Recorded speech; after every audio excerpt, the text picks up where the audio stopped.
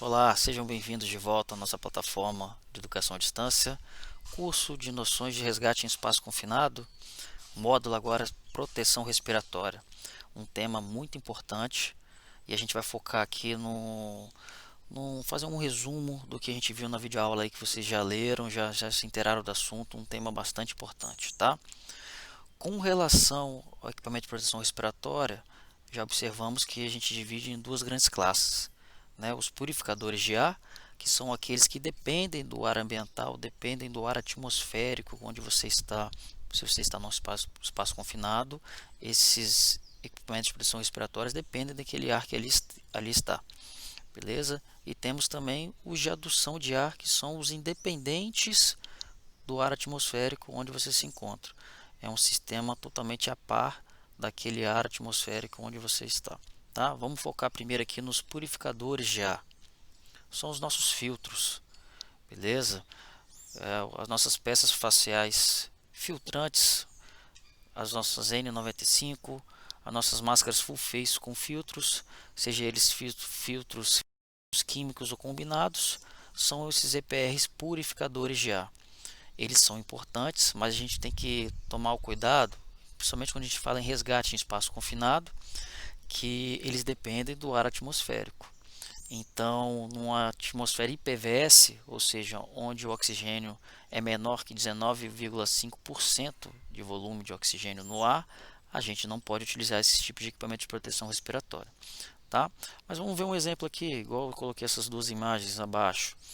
A imagem da direita aí a gente tem uma guarnição de bombeiros, alguns com equipamento de proteção respiratória autônomo, e o chefe de guarnição ali, exemplificando, ele está com a máscara, com um filtro, né, com uma nossa N95.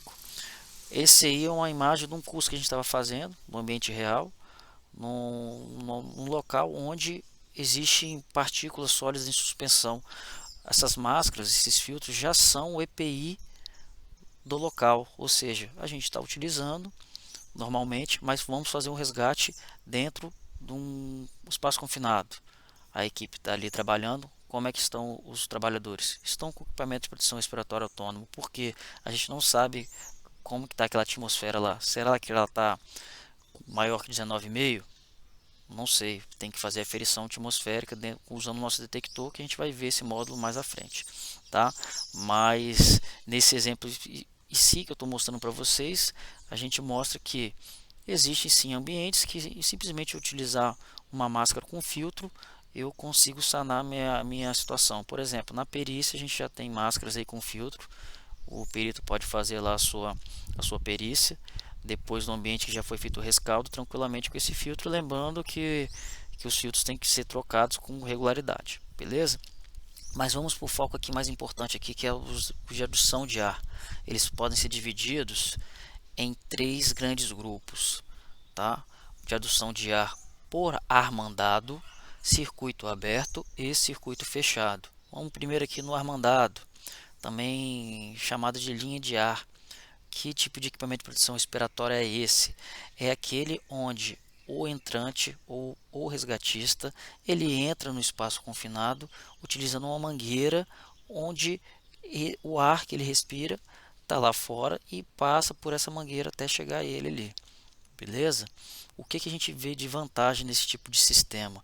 Esse sistema você consegue ter trabalhos durante horas num espaço confinado, porque você pode ir trocando os seus cilindros ali naturalmente sem ter que sair do espaço confinado, tá?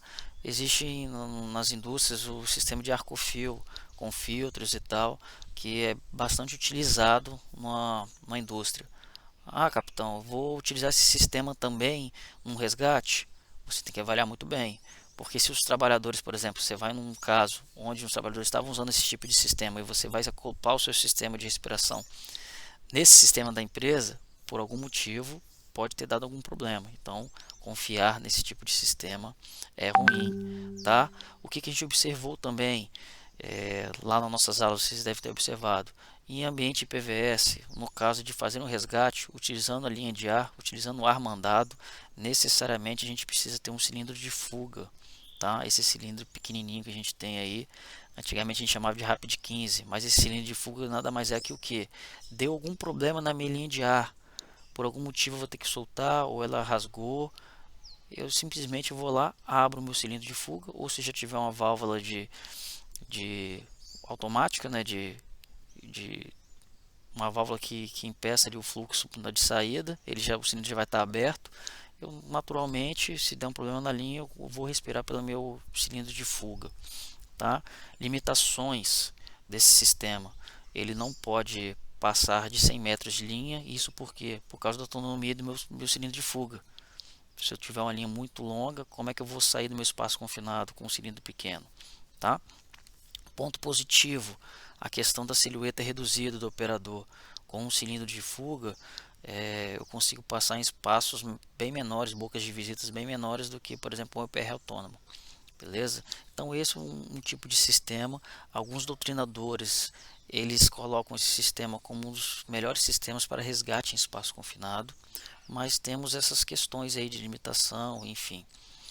Com relação ao CBMES aqui, nós trabalhamos mais com os IPRs de redução de ar de circuito aberto, que são os nossos sistemas onde eu tenho um ar comprimido num cilindro e eu respiro esse ar.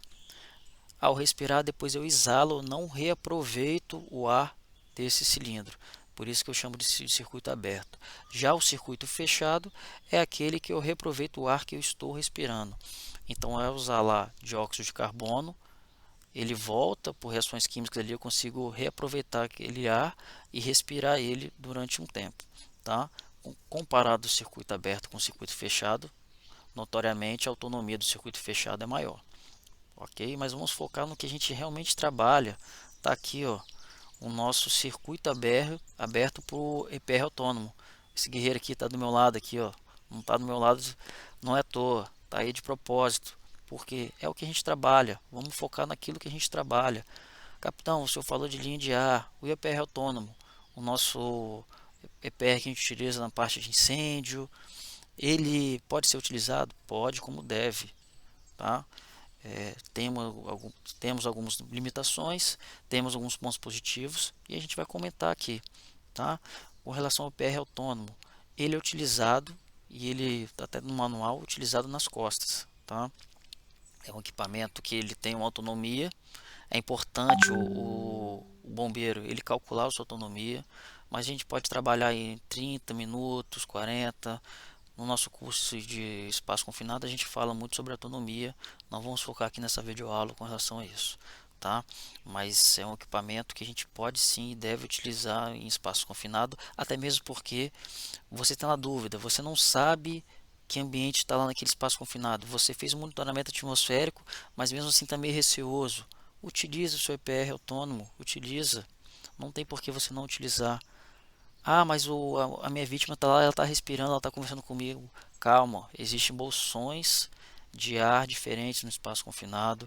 Você pode descer, essa vítima pode estar afoita, bater em você, você cair num espaço confinado ali mais profundo que fica difícil você ter uma boa respiração, porque por deficiência de oxigênio ou por algum tipo de gás que vai causar toxicidade por inalação. Então o seu EPR autônomo é importantíssimo ser utilizado, tá? Uma coisa importante, a gente até tirou essa informação desse livro aí do Sargent, cabe a leitura aí para quem quiser se aprofundar no assunto. Qual que é a grande questão do EPR autônomo? Esse camarada ele foi numa ocorrência uma vez, até essa ocorrência o incentivou a escrever esse livro. Essa ocorrência ela foi notória e infelizmente foi fatal para um amigo dele que estava lá, um bombeiro que estava trabalhando com ele. Ao passar no espaço confinado, ele retirou o EPR autônomo, né, o suporte dorsal das costas, e passou o EPR por uma boca de visita, uma tubulação. E aí ao passar tinha um buraco, o suporte dorsal caiu com o cilindro e puxou a máscara do rosto desse bombeiro. Ao puxar a máscara, ele teve contato com esse gás tóxico ali e acabou morrendo. Então, muito cuidado ao trabalhar com o EPR em espaços confinados. Tá? A gente sabe que o EPR ele tem uma silhueta que te deixa maior ali, você não consegue passar em todas as bocas de visita. Ele é para ser usado necessariamente nas costas, mas se por algum motivo você tiver que tirar das costas, é o único meio de fazer o resgate, ou às vezes o seu resgate, às vezes você entrou no espaço confinado, você entrou com o EPR certinho nas costas, tal, por algum motivo o layout mudou ali, você tem que sair, você está preso, pode tirar? Em último caso, sim, mas você tem que sempre lembrar, esse equipamento tem que estar preso ao seu corpo, ao seu baudrier.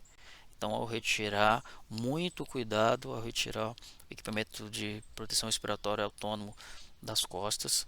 Lembrando que ele sempre tem que estar ancorado para não ser puxado, por algum motivo você perder o seu equipamento. Tá ok? Então, basicamente é isso. Eu queria frisar com vocês e resumindo essas duas diferenças, né, de equipamento de proteção respiratória, purificadores de ar e de adução de ar. O mais importante para a gente dentro da adução de ar é o equipamento de proteção respiratória autônomo que está dentro da classificação de circuito aberto. Está na dúvida? Fiz um monitoramento atmosférico, mas mesmo assim estou na dúvida, utilize o equipamento de proteção respiratória autônomo. Não tem por que não utilizar. Ele é muito viável para a gente e pode salvar vidas. Tá bom? Era isso. Muito obrigado pela atenção de todos.